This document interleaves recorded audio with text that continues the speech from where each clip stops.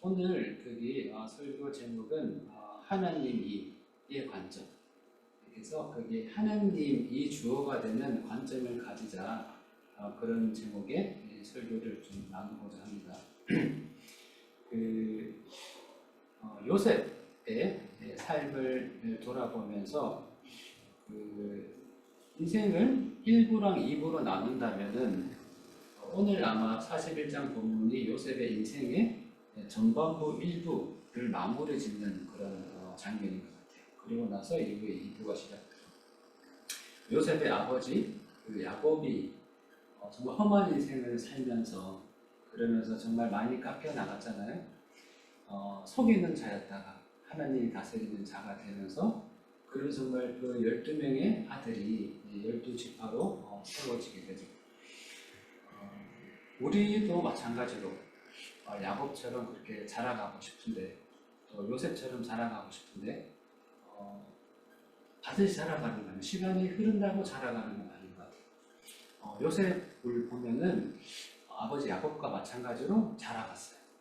자라갔는데 그런 성경의 인물을 보면은 모든 사람이 또 그런 건 아니에요. 오히려 정말 신앙생활을 잘 하다가 마지막에 정말 교만하여지고 그래서 무너지는 사람도 보고 또 우리 주변에도 그런 분들이 계시죠. 정말 젊어서 열정을 가지고 교회를 개척해서 큰 교회로 성장했다가 거기서 정말 무너져서 많은 사람을 실족하게 하는 그런 불행한 일들이 일어나고 그렇습니다. 오늘 우리 요셉의 삶을 보면서 요셉의 삶을 그 중심에는 무엇이 있었을까? 어떻게 해서 요셉은 계속해서 자랄 수 있었을까? 요셉은 사실은 굉장히 특수한 환경에서 있었잖아요. 부모님과 함께 있었던 것이 아니라 가족과 함께 있었던 것이 아니라 믿음의 공동체 가운데 함께 있었던 것이 아니라 팔려와가지고 무려 13년이라는 시간을 지냈는데 그 가운데서 믿음을 잃지 않고 어떻게 하나님과 동행할 수 있었을까? 그건 어떻게 자랐을까? 거기에는 하나님을 주어로 생각하는 항상 하나님 중심으로 생각하는 그런 생각이 요셉 안에 있었구나. 그리고 우리 지난 시간에 나눴던 말씀처럼 회개에 합당한 열매를 맺는 삶을 요셉은 살았구나. 요셉이 자신의 삶을 많이 돌아봤겠죠. 노예로 팔려와서 하루하루 정말 울지 않고 자신의 과거의 삶을 돌아오고 가족을 그리워하지 않는 날이 아마 없었을 것 같다는 생각이 들어요. 그 가운데 자신의 삶을 돌아보면서 나는 어떻게 살아야 할까? 나의 잘못은 무엇이었을까? 형 탓도 하고 자기 탓도 하고 막 이런 생각이 있었죠. 회개에 합당한 열매를 맺는다는 것은 곧 사랑하는 것이고 그 사랑은 우리 이웃의 형제의 잘못에 대한 실패에 대한 책임까지도 함께 지는 것이라고 했잖아요. 그 모습이 요셉의 삶에는 보이는 것 같아요. 그래서 오늘 본문 한번 같이 보도록 하겠습니다. 오늘 41장 굉장히 긴 본문이에요. 한 절 한 절 다 보기보다는 중요한 부분들 제가 포인트를 짚어가면서 같이 봤으면 좋겠습니다. 40장에 보면은 그 보디발의 그 집에 지하에 있는 그 동굴 같은 감옥에 갇혔어요. 그 감옥은 좀 특별한 감옥이었던 것 같아요. 그래서 거기는 보면은 그 지난주에 봤던 것처럼 술잔을 관리하는 그런 장관, 그리고 또 파라오의 빵을 관리하는 그런 장관 또 갇혀 있었고 고관들이 갇혀 있었고 그 가운데서 요셉도 함께 갇혀서 생활하는 그때 독방에 갇혀 그런 것이 아니라 제수도 그리 이야기도 나오고 어떻게 보면은 유배지 같은 그런 환경에 있었던 그런 감옥이었던 것 같아요. 어쨌든 그렇지만 자유롭지는 않죠. 감옥이니까. 그곳에서 잊혀진 채로 세상에 잊혀진 사람처럼 2년이나 지났다고 1절에서는 얘기를 하고 있습니다. 그래서 그 왕의 술을 관리하는 그 장관이 석방되어서 나갔음에도 불구하고 요셉은 까마득히 입고는 2년이 지난 거죠. 그때 바로가 꿈을 꿨어요. 꿈을 꿨는데 굉장히 독특하고 끔찍한 꿈인데 비슷한 꿈을 두 번이나 꾸게 됩니다. 첫 번째 꿈은 7마리의 암소가 있는데 너무너무 잘생기고 살찌고 너무 탐스럽게 생긴 7마리의 암소가 있었어요. 그래서 흐뭇하게 파라오가 바라보고 있는데 강에서 너무 끔찍하게 비쩍 마른 그런 끔찍하게 생긴 소 7마리가 나오는 거예요. 나와가지고 그리고는 그 토실토실하고 예쁘게 생긴 암소 7마리를 잡아먹는 소가 소를 잡아먹는 그런 꿈을 꿉니다. 그 꿈을 꾸고는 파라오 잠에서 깨죠.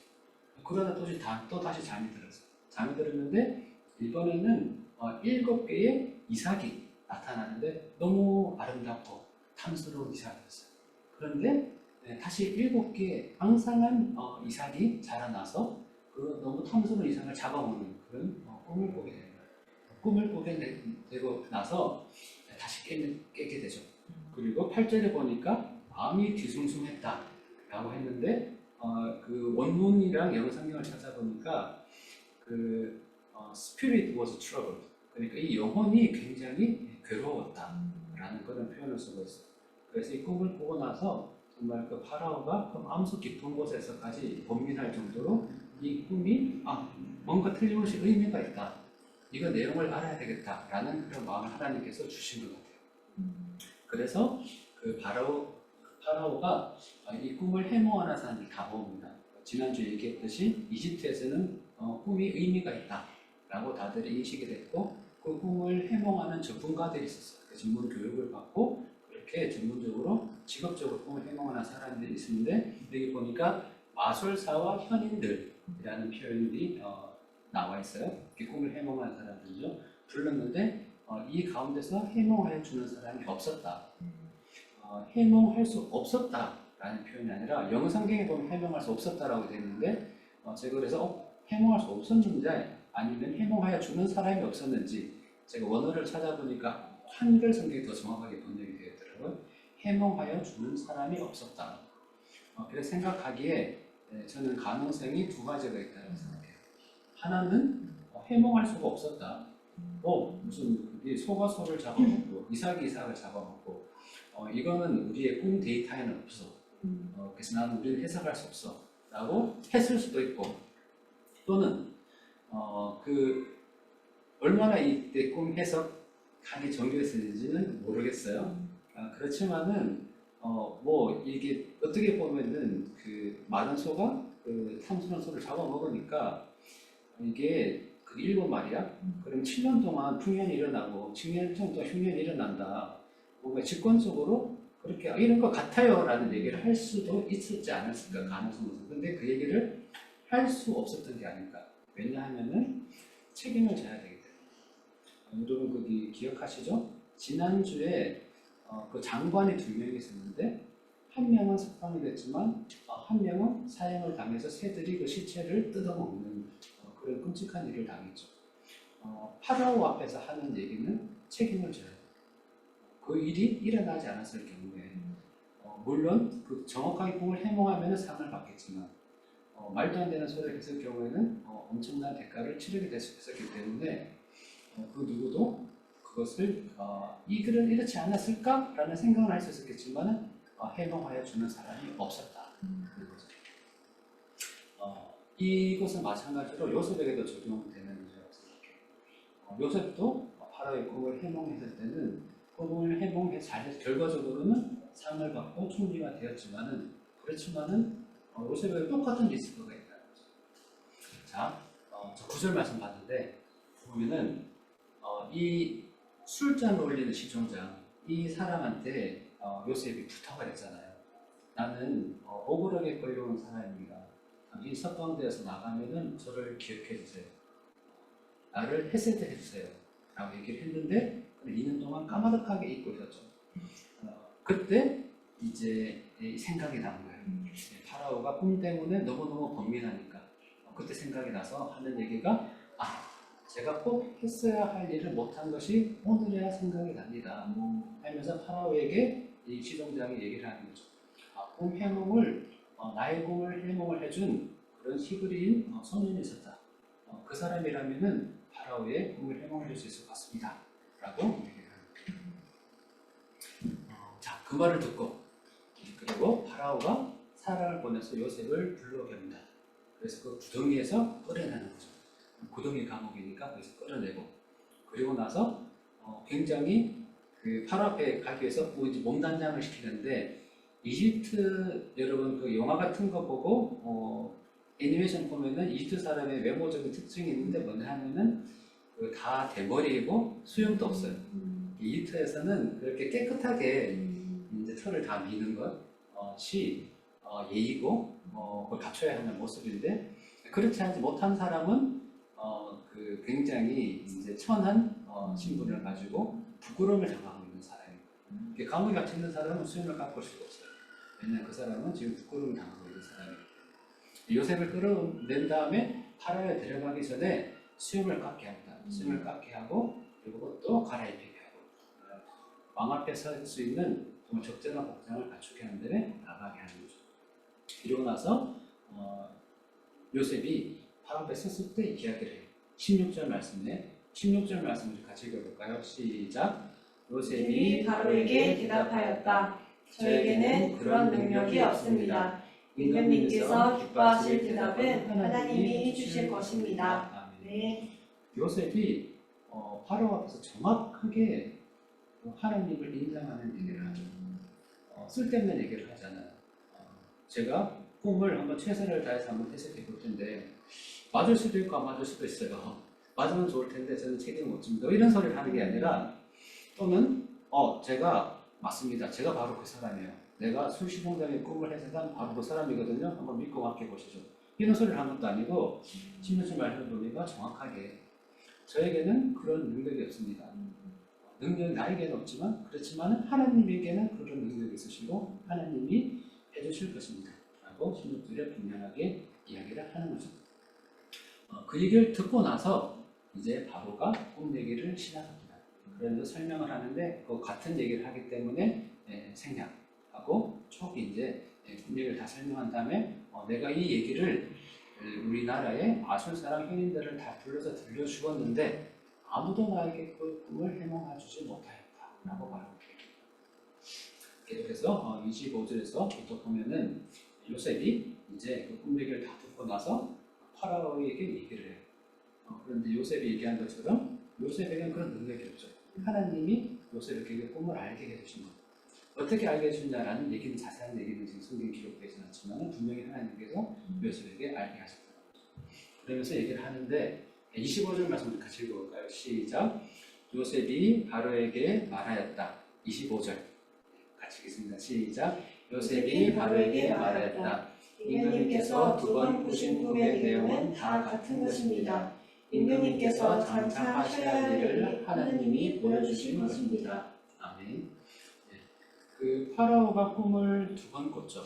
암송어 나오는 꿈이랑 이삭에 나오는 꿈을 두 번 꿨습니다. 두 번 꿨는데 이 꿈의 내용은 같은 거예요. 같은 건데 그럼 한 번만 보여주시면 되잖아요. 한 번만 보여주시면 되는데 하나님이 두 번 꿈을 보여주셨어요. 그리고 이 꿈의 내용은 같은 것이다. 하나님께서 파라오가 장차 해야 할 일을 하나님이 보여주신 꿈이다. 이 꿈은 의미가 있는 꿈이다. 하나님이 보여주셨다. 하나님이 하셨다라고 요셉이 분명히 얘기를 해요. 그러면서 이제 꿈을 해석하기 시작하죠. 암소 7마리, 또 그 이삭 7개의 탐스러운 암소, 탐스러운 이삭 7개의 의미는 7년 동안의 풍년이 일어날 것이다 라는 이야기입니다. 이게 너무너무 탐스러운 암소였기 때문에 엄청난 풍년이 이집트에는 일어나게 됩니다.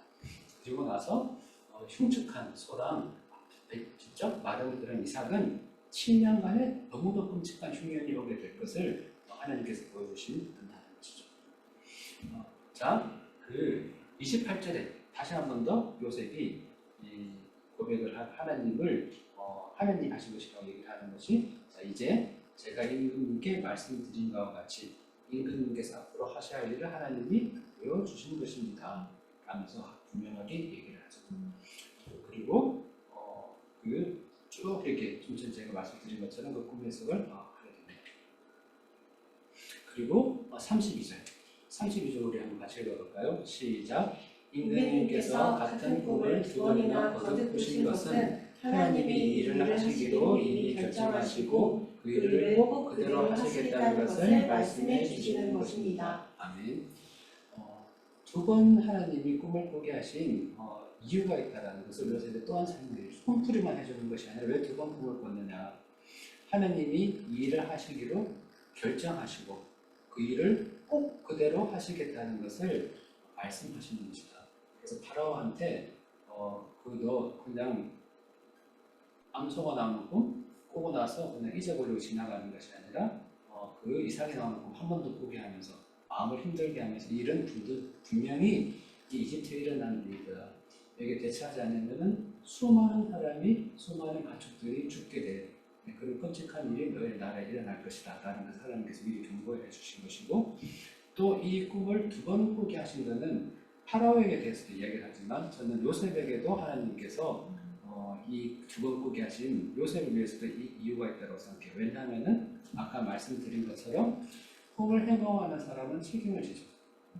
근데 하나님이 파라오의 꿈을 두 번 보여주시면서 요셉에게도 말씀하신 거죠. 요셉아, 이것은 분명히 내가 할 일이야. 너 자신 있게 바로 앞에서 내가 보여줄 꿈이라고 얘기해. 분명히 내가 두 번이나 보여줬잖아. 라고 하나님께서 요셉에게 또한 말씀하고 계십니다. 그러면서 33절 보면은 또 재밌는 게 요셉이 꿈 해몽만 하는 것이 아니라 왕에게 이제 서제스천 이렇게 하면 좋을 것 같아요 라는 어드바이스도 하는 거죠. 이걸 봤을 때 하나님이 요셉을 정말 훈련시키셨구나. 요셉이 여기 서기까지 하나님이 계획이 있었구나 라는 생각이 들어요. 요셉이 지금 파라오 앞에 서기 위해서 그 전에 보디발의 감옥에 있었잖아요. 보디발의 감옥에서 누구를 만났죠? 술시종장을 만났잖아요. 술시종장을 만나지 않았으면 사실 파라오 앞에 설 수가 없죠. 그리고 술시종장과 그렇게 빵을 다루는 그런 시종장을 만나고 그 사람들과 함께 감옥에서 생활하고 그리고 또 보디발의 집에서 그 종을 이제 전체 관리하는 그런 집사의 위치에서 일을 하지 않았다면은 그렇다면은 일이 어떻게 돌아가는지 또 바로 앞에서 어떻게 적절한 태도로 적절한 얘기를 할 수 있는 훈련들도 되지 않았을 텐데 하나님께서는 그런 점으로 찍어왔던 여러 가지 일들을 다 연결시켜서 지금 이 앞에 서게 하시는 거죠. 그러면서 33절에 파라오에게 얘기를 하기를 명철하고 슬기로운 사람을 책임자로 세우셔서 이집트 땅을 다스리게 하세요. 지금 하나님께서 분명히 경고를 하셨죠. 7년의 풍년으로 그치는 것이 아니라 그 뒤에는 끔찍한 7년간의 흉년이 옵니다. 여기 분명히 준비를 해야 되는데 명철하고 슬기로운 사람을 책임자로 세워서 일에 대비를 꼭 반드시 해야 됩니다. 얘기를 하면서 그러면서 자신의 이제 어드바이스 같이 주는 거죠. 풍년이 일어났으면 그는 7해 동안에는 34절의 내용인데 거둔 것에 5분의 1을 해마다 이것을 여기 모아둬야 된다. 그렇게 하는 거죠. 그러면서 임금님의 권한으로 각 성읍마다 곡식들이 여러 이제 성읍마다 그것이 추소가 되겠죠. 거기에다 각 국가마다 다 쌓아서 보관을 해야 됩니다. 그래서 흉년에 대비해야 된다라는 얘기를 해요. 37절 보니까 이 요셉의 이야기를 바로와 신하들이 모두 이 제안을 좋게 여겼어요. 좋게 여기면서 38절 파라오가 얘기를 하기를 하나님의 영이 함께하는 이 사람 말고 어디서 또 찾을 수 있겠느냐. 여기에서 또 보면은 파라오가 이 얘기를 하면서 요셉을 총리로 세우게 되는데 파라오의 또 몇 가지 선택이 있었다고 생각을 해요. 요셉의 이 꿈 해몽을 믿을지 말지 그리고 이게 말이 되네 라고 생각을 했더라도 총리로 세울지 말지는 첫 해에 풍년이 일어나는지 안 하는지 확인한 이후에 세워도 되는데 그런데 파라오는 그렇게 하지 않고 요셉을 정확하게 판단하는 거죠. 하나님의 영이 함께하는 사람이다. 이 요셉은 파라오에게 하나님께서 알게 하셨을 거라는 생각이 들어요. 왜냐하면은 꿈을 꿨을 때도 하나님이 그 가운데서 꿈을 생각나게 하시고 마음이 번민되게 하셨잖아요. 마찬가지로 요셉이 그 꿈을 해몽하고 제안을 했을 때는 그 제안을 좋게 여기고 또한 이 사람이구나. 하나님의 영이 함께하는 사람이구나 라는 것을 알게 하셨을 것이라고 생각이 듭니다. 그러면서 39절에 너처럼 명철하고 슬기로운 사람이 또 어디에 있겠느냐. 명철하고 슬기롭다는 말이 찾아보니까 그 명철하다는 말은 그게 잘 구분하는, 판단하는 거.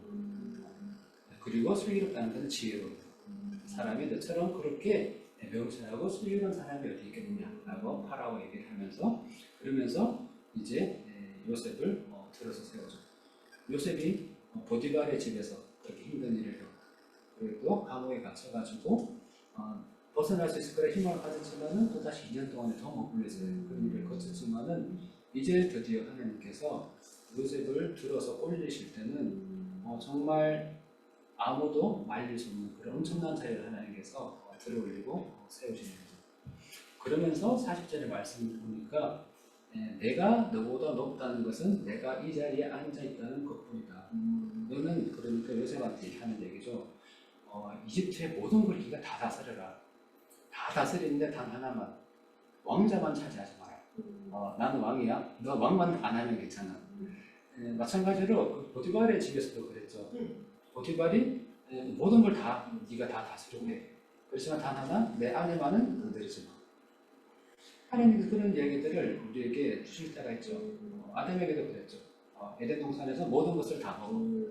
그렇지만 단 하나 선악과는 건드리지 마. 우리도 정말 선한 관리자로서 하나님께서 우리에게 주신 것들을 관리할 때 우리에게 많은 자유를 주셨지만 그 가운데서는 우리 정말 선하게 관리해야 되는 책임이 있다는 거죠.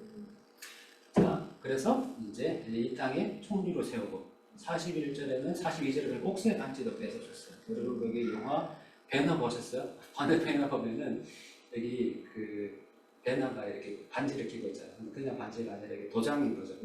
그래서 보면 꽝 이렇게 멋있게 이렇게 딱 이렇게 주먹을 때리듯이 하면은 이제 이렇게 인장이 딱 바뀌는데 그런 반지를 이집트에서 사용했어요. 그러면서 왕이 이제 결제를 내릴 때 왕이 모든 권한이 있는 이 그 도장의 역할을 하는 반지를 빼서 요셉의 손가락에 끼우고 그리고 엄청난 옷을 입히고 여러분 거기 아시죠? 요셉이 평범한 옷을 입지 않았잖아요. 아버지랑 함께 있을 때 엄청나게 화려한 옷을 입고 지냈었죠.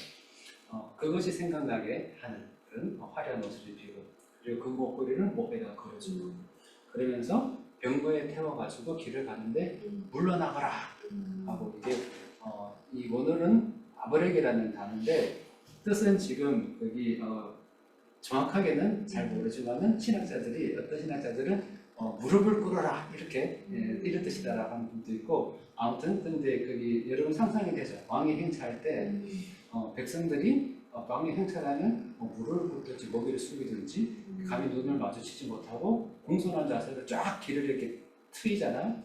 그런 장면인 거죠. 그러면서 이 요셉은 식당의 총리로 세워지게 됩니다. 그러면서 이 바로가 요셉에게 그냥 총리로 이름뿐만 자리를 임명하는 것이 아니라 정말 힘도 실어주면서 44절에 보니까 이집트 온 땅에서 총리의 이 요셉의 허락이 없이는 어느 누구도 손 하나 발 하나도 움직이지 못한다. 너네들 뭐 하나 하려면 요셉한테 다 허락받고 해. 멋대로 하지 마. 라고 분명하게 얘기를 하는 거죠. 그러면서 요셉에게 이름을 지어줍니다. 사브낫 아냐라는 이름을 지어주고 이름의 뜻은 잘 모르겠어요. 찾아봤는데 신학자들도 정확하게 모르는 것 같아요. 그리고 결혼도 시켰는데 온의 제사장 보디베라의 딸. 온이라는 것은 태양의 도시예요.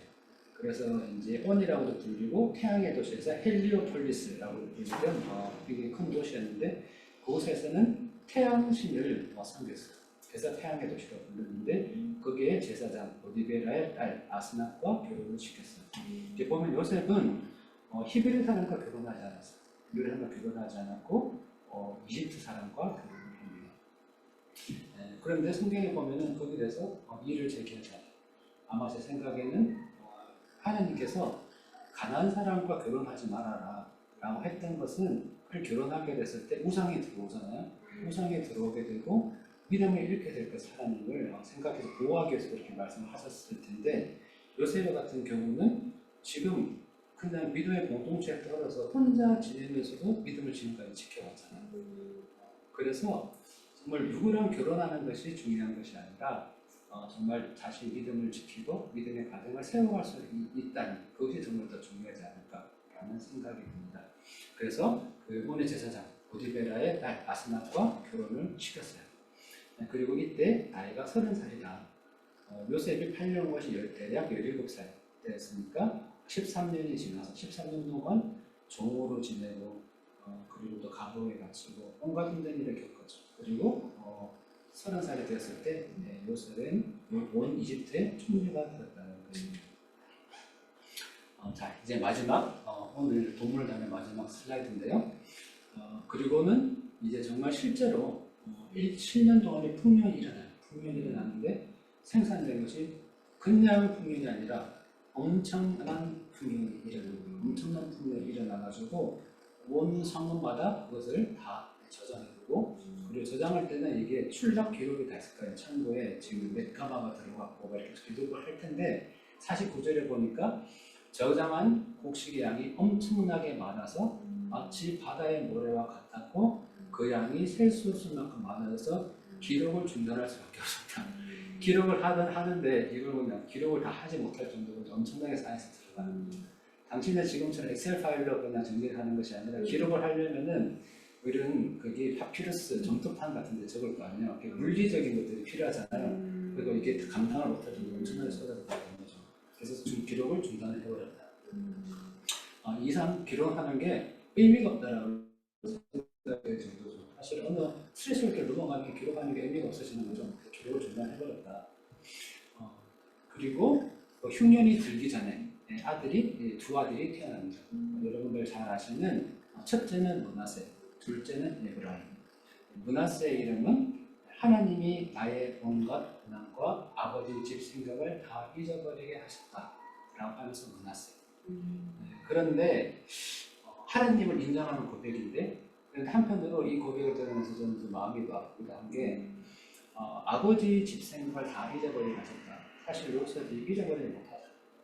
잊어버리지 못하기 때문에 역설적으로 이런 이름을 자기 아들한테 준 거죠. 계속해서 생각이 날 것이고 아버지가 그리울 것이고 그렇지만 현대 생각하면 또 마음이 너무 아프고 그런 계속해서 13년 동안 몸도 힘들었겠지만 그 마음이 계속 힘들었을 거라 생각해요.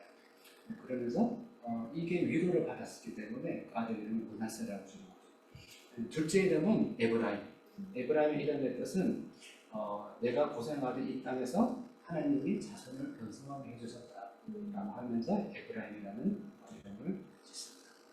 이렇게 오늘 41장 말씀을 함께 살펴봤는데, 오늘 설교의 제목, 우리 하나님이 그렇게 주권이 되는 그런 관점을 우리가 가져면 좋겠다라는 그런 말씀을 드렸어요. 끝나지 않았어요. 죄송합니다. 한 슬라이드가 남았어요. 그리고 나서 풍년까지를 얘기를 했죠. 그리고 나서 이제 드디어 흉년이 시작이 되는 거예요. 흉년이 시작이 되는데 처음 흉년이 시작됐을 때는 이집트에 풍년의 여파가 남아있었어요. 풍년의 여파가 있어서 흉년이 들었지만은 다른 나라는 흉년이 들었지만 이집트는 그래도 버틸만 했어요.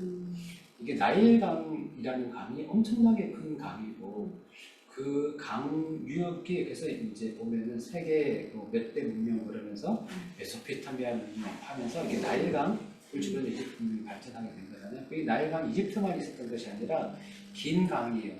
그 강에 하루로 가게 되면은 다른 나라에까지 강이 흘러가게 되면서 그렇게 그 나일강 주변에서 농사를 짓고 문명이 번성했었던 거죠. 흉년이 일어나면서 강이 그냥 싹 말라버리니까 이제 다른 나라에는 엄청난 타격을 받고 이집트는 조금 더 버텼지만은 그렇지만은 흉년이 정말 더 본격화되니까 이집트마저도 이제 더 이상 버틸 수가 없게 되는 거예요. 그러면서 55절에 보니까 이집트의 온 백성이 바로에게 찾아가서 먹을 걸 달라고 부르짖는 거죠. 그때 바로의 모든 바로가 백성들이 무엇이라고 얘기하느냐, 요셉에게로 가서 그가 시키는 대로 하여라. 보면 또 너무 신기한 게 파라오의 그 스탠스가 바뀌지 않았어요. 우리 앞에 살펴봤을 때 너네 요셉한테 물어보기 전에 아무것도 하지 마 그랬잖아요. 여기 똑같아. 요셉에게로 가서 그가 시키는 대로 하여라. 파라오가 정말 요셉을 얼마나 신뢰했는지 모르겠어요. 그래서 이제 요셉이 이제 창고를 열 때가 되었다. 그래서 곡식에서 창고를 열어가지고 이집트 사람들에게 곡식을 팔았는데, 그런데 이 기근이 이집트에만 든 것이 아니라 모든 세상의 기근이 온 세상을 뒤덮고 있었다라고 57절 얘기를 하고 있어요. 다른 나라 사람들도 요셉에게 곡식을 사려고 이 불을 꼭 찾아오게 되고, 그래서 이렇게 무역하는 사람들에게 이제 곡식을 팔는 거죠. 여기까지 57절까지가 41장 말씀입니다. 그리고 여러분 여기 복선인 거죠? 다른 나라에서 복식에 살아왔는데 요새 형들도 복식에 살아 찾아오게 되면서 다시 이 새로운 이야기들이 전개되어요. 아까 하던 이야기, 우리 하나님이 주어가 되는 것. 그 어거스틴이 이런 이야기를 했어요. 하나님은 인간들의 악한 행위를 선하게 바꾸시고 인간들은 하나님의 선한 일들을 악하게 사용한다. 하나님이 주어가 됐을 때는 인간의 악함까지도 하나님은 선하게 그것을 돌리시고 사용하시는 그렇게 정말 일을 하시는 거예요. 사람이 주어가 되었을 때는 하나님의 선한 일조차도 악하게 사용을 해버린다는 거죠. 그 창세기 50장 20절 말씀에 보면은 형들이 이제 요셉과 상봉을 하게 되죠. 상봉을 하고 그리고 같이 지내다가 아버지 야곱이 돌아가시게 돼요. 그때 형들이 너무도 두려워요. 너무도 왜냐하면은 우리 아버지 야곱 때문에 얘가 우리한테 복수를 하지 않고 있구나라는 생각이 있었겠죠. 그래서 야곱이 죽게 되니까 너무 두려워서 정말 그 꿈을 처음 요셉이 꿨던 꿈과 춤처럼 형들이 요셉 앞에서 절을 하면서 그러면서 우리한테 은혜를 베풀어달라고 얘기를 할 때 하는 이 얘기예요. 요셉. 형들은 나를 해치려고 하였지만 하나님은 오히려 그것을 선하게 바꾸셔서 오늘과 같이 수많은 사람의 생명을 구원하셨습니다. 형들이 주어가 되었을 때 그 형들은 사랑하는 동생조차도 그렇게 해치려고 얼마나 끔찍한 일이 그 가져가려고 어려워서 사실은. 그런데 그냥 그 일로 끝났으면 사실 이건 정말 스릴러 같아요. 굉장히 끔찍하고 기괴한 그런 스토리에 불과하죠.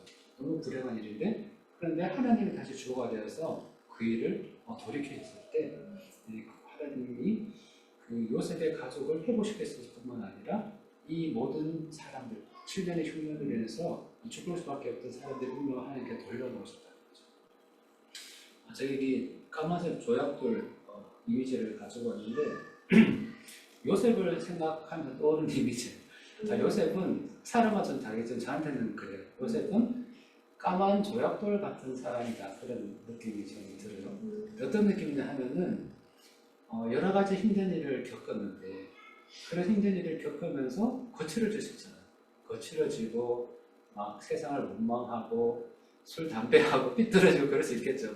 요셉은 반대로 정말 그 바다에 있는 그 돌들이 파도에 깎여 나가서 맨들맨들하게 아름다워지는 것처럼 요셉은 그런 사람이었던 것 같다.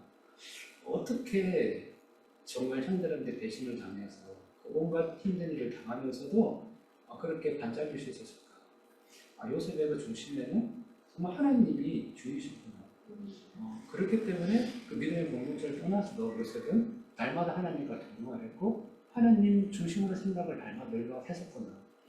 그렇기 때문에 보디발의 아내가 유혹했을 때도 노라고 할 수 있죠. 아무런 백도 없으면서. 그리고 바로 앞에 있었어도 담대하게 얘기할 수 있죠. 7년의 풍년이 들 것입니다. 풍년이 안 들면은 어떡할까요? 첫 해는 들었어. 그런데 둘째는 풍년이 안 들었네? 그럼 총리로 계속 있었을까요? 있을 수 없었을까요? 그리고 그 7년의 풍년 이후에 흉년이 안 와. 그러면 사기꾼이네? 이렇게 될 수도 있겠죠. 그렇지만 요셉은 하나님이 주이시기 때문에 하나님 두 번이나 보여주신 그 꿈에 대해서 분명히 믿었고 하나님이 지시하신 대로 정확하게 순종해서 행했다는 거죠. 여기 조약돌 그림 밑에 있는 구절들은 오늘 본문 중에서 요셉이 하나님이 분명하게 인정한 그런 부분을 제가 가져왔어요. 16절에 보면 하나님이 해주실 것입니다. 25절에 하나님이 보여주신 것입니다. 28절 다시 한 번 더 하나님이 보여주신 것입니다. 32절에 보면은 하나님이 일을 하시기로 이미 결정하시고 그 얘기를 바라오 일본에게 지금 말씀해 주시는 것입니다. 51절, 52절은 아들 므낫세와 에브라임을 낳고 고백이죠. 하나님이 나의 온갖 고난을 잊게 하시고 위로해 주실 것이다. 그리고 하나님이 자손을 번성하게 해주시다. 라는 하나님 중심의 고백을 하는 것을 보게 됩니다. 자, 그렇다면은 연습 문제. 자, 제가 지난주에 50번째 생일을 맞았어요. 음. 40번째 생일이나 50번째 생일이 참 다르더라고요. 40번째 생일에는 뭔가 신났어요. 그래서 앞을 바라봤어. 나의 남은 생일은 어떨까? 50번째 생일은 좀 더 굉장히 복잡한 신경이 들고요. 복잡한 신경이 되면서 앞만 바라보는 것이 아니라 과거도 바라보게 되고요. 과거도 바라보면서 내가 잘못했던 일들, 그런 일들에 대한 생각도 하면서 그러면서 나는 이런 과거를 딛고 앞으로 어떻게 살아갈 것인가, 이 현재를 난 어떻게 살아가게 될까, 그런 이야기 여러 가지 생각들을 했는데 이 생일이라는 것을 나를 주어로 표현하면 어떻게 표현이 되고 하나님을 주어로 표현하면 어떻게 될 것인가, 우리 한번 지금 한번 생각해. 우리 때의 관점의 변화는 어떻게 될 것인가. 자, 먼저 생일을 나를 주어로 표현했을 때, 나는 생일은 내가 태어난 날, 내가 주인공이고 사람들은 나를 축하해줘야 돼 라는 것이 내가 주어가 됐을 때, 바라봤을 때 정말 나의 중심적인 그런 관점으로 바라보게 되는 거죠. 반대로 하나님이 주어라면 생일은 하나님이 나를 만드신 날이에요. 하나님께 감사하면서 나의 인생의 의미를 돌아봐야겠다. 너무 다르지 않나요? 너무 다르죠. 그리고 제가 여러 가지 제가 직면한 문제들을 생각해 봤어요. 그것을 나를 주어로 생각하고 하나님의 주어로 생각했을 때 너무 다른 거예요. 너무 다른 풍경이 보이는 거예요. 그래서 여러분 거기 숙제로 오늘 하나 드리겠습니다. 숙제는 뭐냐면은 한 가지 일주일 동안 여러분이 지금 가장 지금 씨름하고 있는 그런 문제가 있다면은 그 문제를 나를 주어로 그리고 하나님의 주어로 각각 생각해 보시고 해석한 다음에 그것을 다음 주일에 우리 같이 나눔할 때 한번 나눠주시면 좋을 것 같습니다. 여기 같이 해봐요. 자, 오늘 설교를 마무리하도록 하겠습니다. 오늘 하나님의 관점이라는 제목으로 설교를 했는데요. 요셉은 바로의 꿈을 해명하기 위해서 왕과 신하들 앞에 섰을 때 자신의 모든 것을 걸고 하나님이 보여주신 하나님이 하셨다라는 그 꿈을 해명했고 그 결과 수많은 목숨을 가뭄에서 살릴 수 있었습니다. 우리가 직면한 영적 전쟁, 우리가 영적 전쟁이라는 얘기를 많이 하죠. 우리 날마다 그렇게 우리가 영적 전쟁하고 싸우면서 살아가는데 이 본질이 무엇이냐 생각해 보기에 인간들의 악한 행위를 선하게 바꾸시려는 하나님의 그 선, 그리고 또 하나님의 선한 일들을 악하게 사용하는 인간들의 그런 욕심과 악함 가운데 이 벌어지는 이 갈등, 이것이 영적 전쟁이구나 그런 생각들, 그리고 그런 일이 우리 삶 가운데 계속 일어나는 겁니다. 우리 크리스찬들조차도 우리 삶 가운데 일어나는 일을 나의 중심적으로 내가라는 것을 바라볼 수 있죠. 그리고 반대로 하나님이 라는 관점으로 바라보시고 거기에 저는 첨예한 영적인 전쟁이 우리 삶 가운데 일어나고 생각합니다. 이런 영적 전쟁 가운데 하나님은 어떤 사람을 사용하시는가, 검은 주약돌 같은 그런 요셉처럼 자신을 주어로 내세우지 않고 하나님만을 주어로 삼아서 하나님의 선하심을 믿고 따르는 사람, 그걸 하나님께서는 사용하신다. 자, 내가 직면한 문제의 주인은 누구이고 하나님의 근본 문제를 바라볼 때 무엇이 달라지는지 일주일 동안 함께 이 문제를 우리가 실험하면서 우리 삶에 적용을 했습니다.